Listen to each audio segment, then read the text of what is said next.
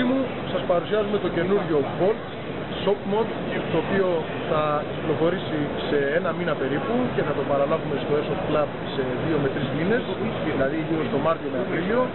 Είναι πλήρως ανανεωμένο με καινούριο σύστημα pop-up, το οποίο δεν απορριθμίζεται με την ισχυρή δόνηση.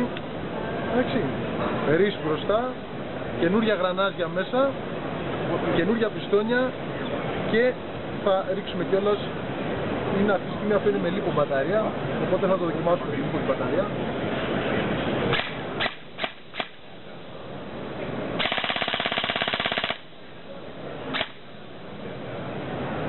Τι να πω, πάντα συγκινούμε όποτε πυροβολώ αυτό το όπλο.